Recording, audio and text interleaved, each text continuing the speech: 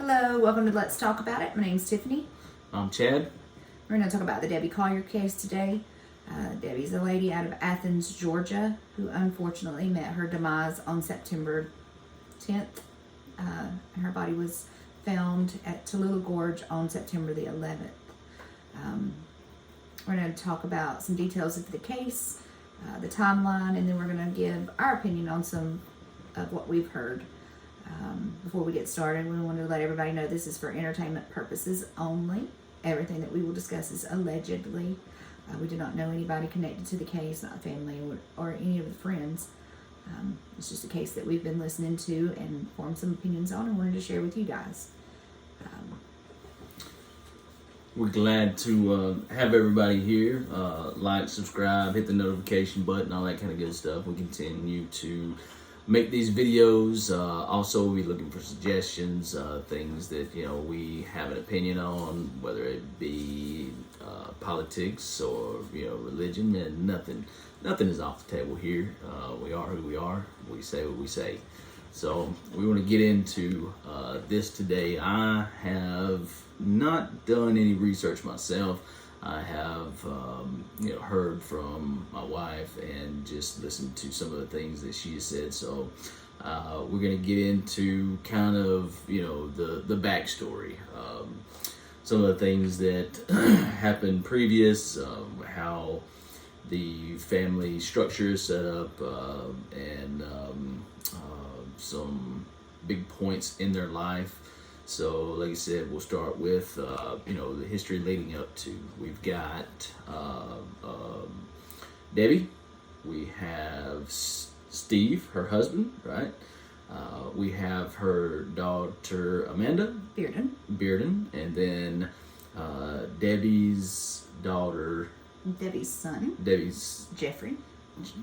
Son, Jeffrey. And then Amanda's boyfriend, Andrew Gyrich. There we go. All right. So those are the people in the family that we know about. We're just going to bring those people up because they are actually involved either directly or indirectly in the story. And so they recently lived in Maryland, you said, right? They did. And then they moved back to Athens, Georgia around the 8th of September. On the 9th of September, Amanda, Andrew, and Debbie went and had lunch together. And then later that evening, Amanda and Debbie would go to have dinner alone. It was said by a neighbor of Debbie and Steve that later that evening they heard some yelling and arguing coming from the home, and they noticed that there was a young girl there. People have stipulated that it could have been Amanda, but the neighbor also said that there was many weekends where they would be arguing and there was a young girl there. I don't know if Amanda was traveling back and forth or if there was another. It could have been a hoarder, right? Because Steve owns a house with like 10 rooms or so. And he's like literally renting some of those people out. Mm-hmm. And while they lived in Maryland, Amanda and Andrew actually lived with Jeffrey, which again Amanda's is brother. Amanda's brother, Debbie's son. Mm-hmm. Then they moved back down here. They moved into the home with Debbie and Steve. No, they moved back down here and moved into the home owned by Steve. Right. Into one of those rooms. Yes. Which, like you said, 10 other people rent rooms from there. Kind of a boarding house, from what I understand. Debbie and Steve then go to sleep. They sleep in different rooms. I don't know if that's because, they say that Debbie has back issues. I don't know if she has a firmer mattress. I don't know if it's something like that, one of them snores, or if they're having issues. I don't know. Steve said that was the last time he seen Debbie was at 9 p.m. on the 9th. He would leave at 9 a.m. the next morning on the 10th to go work at the stadium where he parked cars. And her car was still there in the yard at the that rental. point, right? She had rented a Chrysler Pacifica. Previously, her personal car had been in an accident, and that gets brought up later in the case after Debbie's missing. And that's a Ford truck, right? I don't know what her vehicle was. Yes, the one that was wrecked. Okay. I do know that later on in the case, after they report Debbie missing, Amanda had told the story to Debbie's sister, and Debbie's sister calls 911 and is telling them that, you know, if something happened to Debbie, it could be the person that was in that vehicle accident with them. A spray can or something came off of his vehicle and hit her vehicle and caused a lot of damage from the spray paint itself. Wow. So it burst? I'm assuming. And he wasn't supposed to be driving, and so he was asking Debbie not to turn it in, that he would personally take responsibility of the damage to the car, just not turn it in because he wasn't supposed to be driving. I guess that was a stipulation of his parole, probation, something of that nature. Or didn't have a license, or something along those lines. Or I mean, he was just saying that he wasn't supposed to be driving. Gotcha. And so that was the story Amanda has told her aunt, which is Debbie's sister, who lives in Alabama. And so she calls 911 and is telling the operator these things. You know, this could be a lead. This could be somebody that hurt Debbie. This could have something to do with that. Of course, that's the story that got told by Amanda to the aunt. I don't really know what happened there. I do know that her car was damaged. I know she was in a rental, the Chrysler Pacifica. And she leaves in that Chrysler Pacifica the day of the 10th. The first place that they know she goes is to a Chick-fil-A. She's seen there on camera eating lunch alone. She leaves from there, and the next time they see her, they have her on video passing the Tallulah Elementary School, headed in what seems to be the direction of the Family Dollar. In Clayton. In Clayton. Which is an hour and a half north of Athens. Right. So going, straight up. And again, why she was going to that particular Family Dollar, no one understands. Why she went to the Chick-fil-A in Commerce, no one knows. Right. But they do have her own footage at that Family Dollar. She buys what would later be used or found at the crime scene when they find her remains. She buys that red tote, a blue tarp, a torch, refillable fluid for the torch, paper towels, and a poncho. Everything was found at the crime scene except the poncho. And Debbie's dressed, in a Georgia jersey, a visor, and what looks like a blue skirt. Some people have thought maybe she's going to the game later that day, but here in Georgia, we wear Georgia stuff, especially on game day. Go Dogs! But a lot of, just regular, every day we wear Georgia stuff, but especially on game day, people are going to wear Georgia attire, whether they're to the planning game or on not. going to the game or not. Gotcha. And then it is rumored that she left the Family Dollar at 3:09, which she does leave the Family Dollar at 3:09. A Venmo is sent 8 minutes later to Amanda. At 3:17 p.m. Which says, "They're not going to let me go. I love you. There's a key to the door in the blue flower pot by the door." Key to the house in the blue flower pot by the door. So the way it actually is stated is, they are not going to let me go. Love you. There is a key to the house in the blue flower pot by the door. No capitalizations, no punctuation, just all kind of ran together. So there's really no way to kind of speculate, because as you receive text from people like me, everything is capitalized, everything has punctuation, all of it, is spelled out. My son, whenever he sends one, it's all lowercase.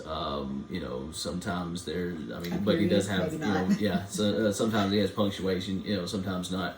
But as you look at the different way that people text, you can kind of see, things. But this, to me, unless that is her MO, unless that's the way she sends everything, it almost seems like they made it very nondescript, maybe on purpose. A lot of people are looking at the text as a red herring, right? That's kind of your take on it. It is. And I'll kind of come back to what I'm thinking after I get all the timeline out, because if I don't, I'll forget some of the timeline pieces. It is rumored. Well, we're watching videos on it from Bed Crime Stories and other videos, and I'll put those in the link in the description. There is a video of the parking lot with Debbie at the Family Dollar, where it does seem like maybe there's not that the lady's with her, not that she speaks to the lady, but that maybe there's a lady that's pulled up, she waits for her, and then she follows her when she leaves. And then it is rumored when she leaves, she goes to a Waffle House. Well, you kind of see this other car kind of circling the parking lot. Well, she does pull up and stop. Yeah. When Debbie's in the store. And then there's some glances, as you can see Debbie walking into the store. There's some glances over at the vehicle. Like I said, again, the vehicle is kind of circling the parking lot. And then as soon as you see Debbie pull out of the parking lot, you see the white car following in behind. And like I said, it's rumored that she went to a Waffle House there in Clayton that's a half a mile down the road. Investigators are pulling those videos to see if that was actually true and that she did go there. Who did she meet there? Did she talk to someone there? And nothing else is known from Debbie after that until they find her car at the Tallulah Gorge on the 11th at 12 p.m. It is confirmed that Amanda received the Venmo and the message, but it is not confirmed who sent the message and the Venmo. The Venmo is an account that is owned by Debbie and Steve jointly. And there had been other Venmos sent to Amanda from that account previously. Amanda receives that message, 3:30, 3:30. She doesn't tell Steve. To our knowledge, it is not confirmed that she tries to get a hold of him, that she's texted him, she's called him until 6 p.m. She then is at his home telling him what has happened. And when he calls 911, he doesn't mention that there's any money that's been sent or any of the other message other than they're not going to let me go. I don't know if Amanda told him the other details and he just left that out momentarily because the most important thing was we can't find her when they're not going to let her go. But it was after that the police become involved and they find the vehicle. Sadly enough, a police officer says after they find Debbie that he's seen her car on the day that she was reported missing earlier in that day, parked at where it was parked when they found it. Just sadly, if he would have checked that car, if he would have stopped and just been like, it's weird that this car is parked here, I'm just going to check, see if they're broke down, see if somebody needs help. He may have seen what was going on. He may have stopped what was going on. Because it's not very far from where she was parked that her body was found. When he makes the 911 call, they ask him at one point, was anybody with Debbie earlier in the day? He was asking questions up until this point. Steve, her husband, he was answering questions up until this point without a problem, even though it has been reported that he has hearing issues. And it's at this point when they ask if anybody has seen her or been with her earlier that day, other than himself, when he says he sees her at 9 a.m., or her car at 9 a.m., he gets very quiet. They have to ask him several times, to which he responds he was trying to control a dog. I personally have not heard a dog that he was trying to restrain. I don't hear anything. It almost seems like he didn't know what to say, and he consulted someone else who told him what to say, and that was no one had seen her. And there was a lot of speculation from that call. During that call and a subsequent call from Amanda, they say that the only thing Debbie left with that day was her ID and her credit cards, which led a lot of people to question that, because in the footage from Family Dollar, you can see that Debbie has her purse, but it was just a different purse. She had several purses. She swapped the purse over. Her purse was at the crime scene. There's so many twists and turns to this case that a lot of people just don't understand. A lot of people are speculating that Amanda knew and that she was involved with what has happened to her mom. And then there's a lot of people that speculated she may have unalived herself, but the police say no. They think it's a homicide. They think that it was personal, and that whoever did it knew her. There was a case that made a lot of people think maybe this was a serial killer at first, because 10 days later, on September 19th, there was a young man, I think it was in Lithonia, which is like an hour and a half away from Athens, who was also found in the woods, also wrapped in a blue tarp, also holding onto a tree. Set on fire? He wasn't set on fire. No. Debbie, when they found her remains, She was at the base of a tree on her back, wrapped in a blue tarp that had been, there was some charring to her body. It looked like someone had tried to burn her. And she was holding a tree with her right hand. Everything, like I said, everything but the poncho was found there at the crime scene. And so when this young fellow, Jamarian, I hope I'm pronouncing that correctly, Jamarian Crosby, when they found him, the way that they found him with some of those striking similarities, people began to wonder, well, is this a calling card? Is this a serial killer? It could be doesn't gang seem like initiation. Right. I mean, there's so many things. When you find two crimes that have similarities between them, there's a whole plethora of things that it could be. She mentioned some of them, but the whole thing with the gang initiation is that, if they can get you to commit this crime, like I said, you are less likely, especially if they know that you have knowledge of them committing this crime, they are a lot less likely to turn you in for anything that you may do, you know what I'm saying? So that's, where the gang initiation thing comes in. But it's less likely now because they think they know who harmed Jamarian.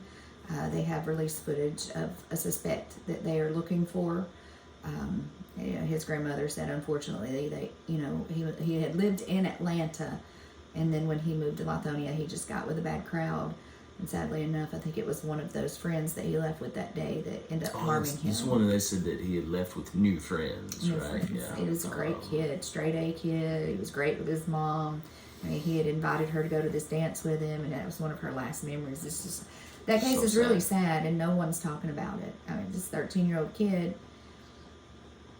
is done this way, and he's such a good kid, come from a great family. Nobody's talking about it, and the person that did this to him has still not been caught either.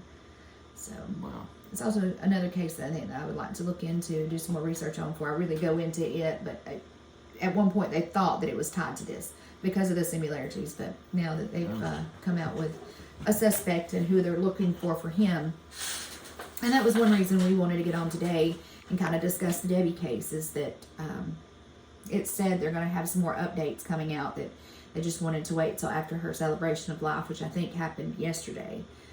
Today is Monday, October 24th? Yes, 24th.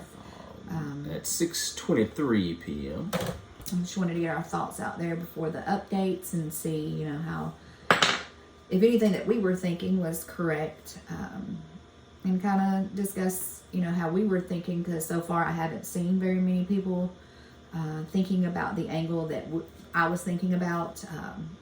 Run it past Chad. I run everything past Chad and see how he's thinking about it. Because to me, I mean, it just seems like a lot of people are looking at Andrew, of course. I mean, he seems sketchy. A lot of people are looking at Amanda, and a lot of people have ruled out Steve because he's parking cars. It's proved he was there parking those cars at the stadium. There was no way he had time to leave that stadium at 4:09 p.m., go all the way to Tallulah Gorge, and then be back by 6 p.m. to make that telephone call. Well, and one of the reasons that they're looking at Andrew is because of the amount sent by the Venmo, $2,385. Yeah, and this is the exact amount that was needed to pay his probation off. Yeah. Which we've talked about. Seems kind of odd that would be the exact amount sent. And if that could be somebody kind of pointing a finger, either because they did it, he's crazy, or pointing a finger trying to implicate him. Right. And so you have that exact amount, going out. You also have the fact that they hadn't said where he was that day. He wasn't involved. Well, in it's rumored. It's rumored that him and Amanda were camping in the Tallulah Falls Park. Which, if they were, that's sus. I mean, that is super sus. Right. And it would make sense too. I mean, because Debbie does not seem stressed, she does not seem worried, she does not seem scared. I mean, who kidnaps somebody, leaves their phone, leaves them with their own car, they're not with them, they're not holding her. I mean, she seems like she's just out running errands. Somebody calls her up and they're like, hey, can you run over to the Family Dollar, get us these things because we're camping, and bring them to us. Because when they show her in the store, she does not look distraught. She doesn't look like she's looking over her shoulder. It doesn't seem like she's trying to send a message scared. to the cashier. Right. She's if normal. someone had kidnapped her and were, out in the car, they didn't see somebody lurking around the corners at the store, keeping an eye on her. All of these things. So, I mean, it points to the fact that she had gotten a call from somebody that she knows, and we're really looking forward to a call, a text message. Oh yeah, I would the love cell to see phone those. records, the pings and all that kind of good stuff. To find out if someone gave her a call and said, "Hey, can you grab these things that we need? Poncho. We're camping. It might rain. There's a hole in the tent, or we want to put a tarp up under the tent. Keep something covered up. The tote. We want to have somewhere to put our food that to keep the bugs from getting to it. Just all of these things, and so she goes, picks those things up, and just goes out there to meet them. So it's almost as though she's familiar with whoever it is, and she's following out a task they've given her Mm-hmm. because it's used with what they do to her. And that it does look like either Andrew may have done it and he's just crazy and didn't follow. But I mean, whoever did this was in a hurry. They bring her down there. It ends up, they drop a .223 bullet on the ground 20 feet from the body. They start this fire, but obviously it wasn't effective. They leave a lot of things behind, it would seem to me, for evidence to be found against them. That's one thing that I was wondering earlier, like who even starts a fire in September in Georgia? It's not a burn season. Right. In a park that's so close to a rehab center. And you can have fires, like I said, even when there's a burn ban, you can have a fire for cooking. That's how you get away with having, the campfires and things of that nature. If you're using the fire for cooking, but it can only be so big. But we talked about the fact if you wanted to hide your smoke from someone, let's say you're out in the woods, you want to have a fire, but you want to make sure that nobody can see the smoke, draw attention to yourself, you would literally build that at the base of a tree, so that the smoke would go up through the leaves and the limbs and dissipate it, so that it's not as noticeable from afar off. Whereas if you're out in the middle of the field, obviously it's going to roll up in plumes, and so that's one thing that. Which kind of seems like what they did. Yeah, I mean, it was at the base of the tree in a ravine. Yeah. And so, therefore, by the time it got up out of the tree, it wouldn't really be noticeable. Right.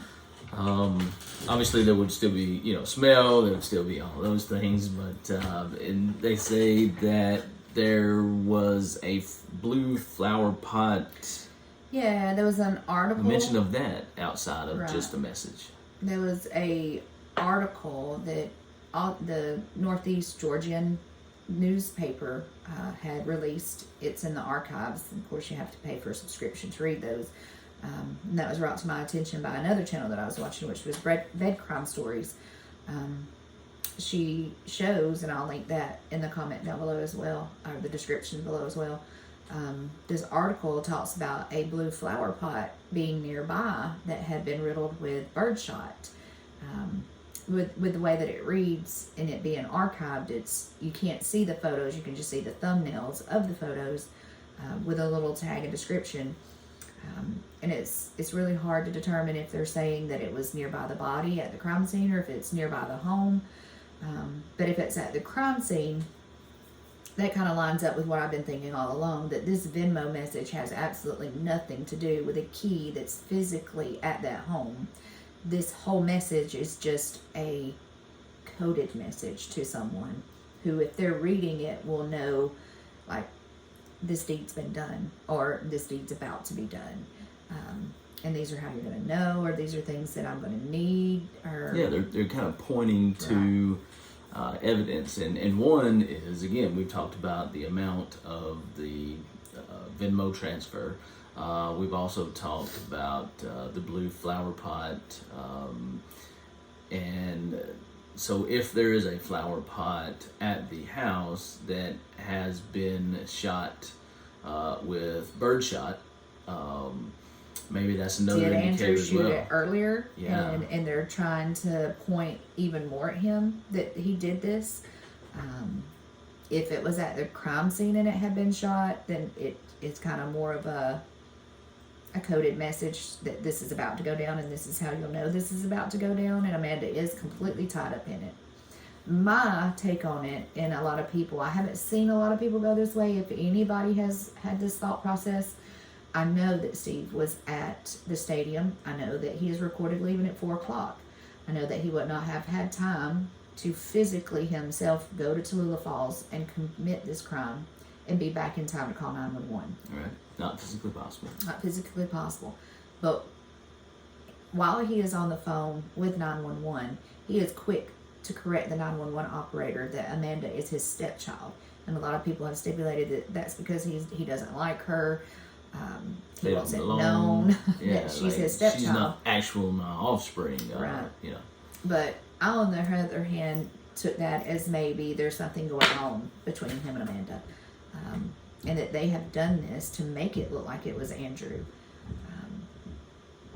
Whereas Amanda would have had time to do this. Amanda would have had time to get all of this done. She ends up being at the crime scene shortly after they find the car. Now, I know they used the Sirius XM radio to ping her. They may have called Amanda and told her that. She may have already been out riding around looking for her mom. I don't know. But she quickly gets to the crime scene shortly after they find the body. Because she may have already known where it was at. And so they're literally trying to pin it on Andrew, him being an ex-MMA fighter. You know, he's already His violent. history. They have a criminal history. Several calls to 911 for domestic disturbances, DV. allegedly, you know, domestic disturbances. And this has happened before Andrew and Amanda got together. So, but also And while they were during May of their relationship. May of 2021, they have a letter that he wrote to Amanda and Amanda's family that if they did not leave him alone, he was going to harm them. So I don't know if this, to me, it seems like they tried to make Andrew the fall guy, and they've done a very good job of it. Other than the fact that if Andrew did this in this manner, that would make him crazy. I mean, to literally send yourself exactly what you need to pay off your probation. And it being a very odd, you know, number, not a, you know, round number by any means. It's a completely specific. Yeah, a very specific number, which would absolutely point everyone in his direction, make everybody start looking at him. And maybe they did. I mean, maybe they did talk him into doing this. Maybe they got him to do it for them, and he is going to be there. Or maybe he just did it, and he is that crazy. Yeah. Or the other theory that I thought of in the very beginning is that Amanda and Andrew were in trouble with someone for entanglement with drugs.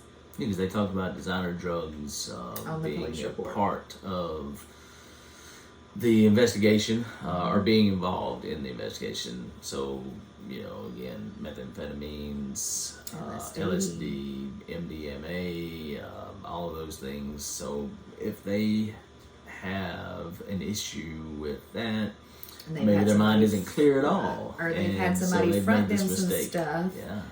It needs to be paid for now. Debbie's going to meet with them. She, you know, she's not nervous. She's not upset. She just knows I've got to meet with these people.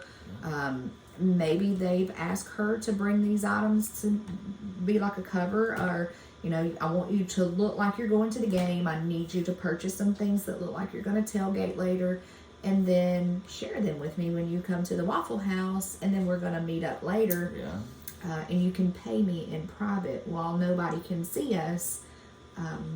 is all a cover, and she thinks she's just going to pay off their debts. And then in the middle of it, she realizes, holy crap, this is not just me paying off their debts. They're not going to let me go. So do we have any type of paperwork that actually shows that is the amount that he owes on probation, or has it just been said by him? Or just been said by Amanda that he owes this particular amount to pay off his probation? I think that they have that in record, that somebody researched him and has it in record that he actually owes that amount. Because that was my next thought was, okay, well, if he owes this much money,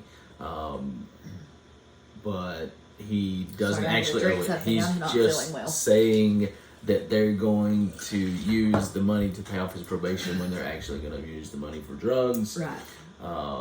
If he is, using that as a cover, you know what I'm saying? Right. So if we hadn't seen that in writing, that was the exact amount, then, again, it might just be a ruse.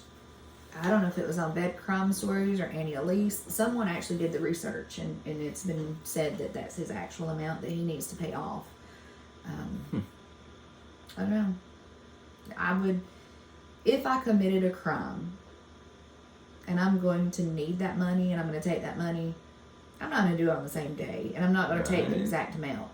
Yeah. I'm going to take more than that. I'm not going to point the finger straight at myself from the jump, which it seems like that would be what he had done if he'd done this. But, I mean, to that, he's all over YouTube. I mean, he's all over these comment sections. I mean, he's talking to everybody. And I don't know if that's because he really wants to clear his name, or he was involved and he wants to see if anybody actually is picking up on that. Or if he just wants his 15 minutes of fame. Right. Or he wants to clear his name. He might be, completely, absolutely innocent, and knowing that someone is trying to set him up in this manner, and him looking at the evidence, the manner they got me sold up. Yeah. I've got to get out here and get in front of it. And make sure that everybody understands that, I didn't do it. Be as involved in the case to make sure that he knows what's coming down the pipe. Right. Whether he did or didn't do it, that would obviously be in his best interest to do those things, to know what everybody else knows. So they said they were going to have this celebration of life, and then they would give updates. I am really hoping that sometime today they will release those updates. I have not seen any come through so far. There was one reporter that had asked law enforcement if there would be an arrest, or was it if the family being at the celebration of life meant they weren't involved. It was something to that effect, and he said that would be a good assumption. So I would like to know who was all there. Being respectful and want people to have their space, I think it would be awful to be involved in something like this and have to go to my family's memorial, funeral, celebration of life, and media be all over the place and all up in my business. But with wanting to be respectful, I also want to know, now that it's over, who was there. Has there an arrest been made? And they have been keeping it under wraps until now, so those things can happen and people not be all up in that part of what was going on. There's a lot of things that I would like to know about this case. We talked about some of them already, but like you said, the list of people that are there. I guess what I want to see the most is the cell phone, any kind of GPS for those that are close to the investigation. Did she go to the Waffle House? Absolutely. Who did she meet? Yeah. So all of these things you can put together, whereas when you just got too many gaps at this point. But our biggest thing was to get on here today and just share what we knew or what we heard, and where we think it's headed, to kind of join in on the conversation, and that's what we're here to do, is to just reach out so that we can let's talk about it. Let's talk about it. Very easy to say and open up lines of communication with people who either agree with us or even those that don't agree with us. We're Or not just to give looking an for an opinion. echo chamber. Yeah. We're literally looking to have conversations, open, honest, respectful conversations. So, like I said, reach out to us. Let us know. Like, share, all those Comment good down things. below. Let us Comment, know what yeah. you're thinking. Absolutely. Let us know what you think about what we're thinking. Do you know anything that we haven't talked about? Give us the details. Of course, we're going to try to discuss some more cases. I would really love to discuss the Crosby case because not a lot of people are discussing that. Like I said, maybe the Delphi case, the two young girls that lost their lives 5 years ago in Delphi, Indiana. I don't know. There's a lot of people that are covering that one. That one seems like a case to me. F around and find out exactly what happened to them because it'll happen to you. That one just seems a little untouchable to me. Probably some things that maybe we can use the fact that Sure, we we can. travel a lot to reach out to some of these places. Like I said, I know us actually living in Georgia. Lithonia is just down the road. We're actually doing a store down there. So if we have the opportunity to go by and get information, talk to people that people in other states, it doesn't make a whole lot of sense for you to travel all that way to get them. Hopefully we can do that, kind of join together as a community, and the biggest thing is making sure that the right people go down for it, but also especially with the Crosby case, that just more these people attention. don't get away with it. Like I said, his family, I can't imagine the heartache that they're going through, having a child that's doing so good, makes a new group of friends, and all of a sudden you don't see him ever again, and it's just, my heart goes out to them. So And it just needs again, more attention. It yeah. just doesn't have a whole lot of attention. There's a lot of cases that do not get the type of attention that they should get. And so any help that we can offer without becoming an obstruction of justice, Yes. we would be happy to do so. So again, if you can think of anything that we did not cover, anything you want us to take a look at, we're open to hearing it. And until then, we'll see you next time.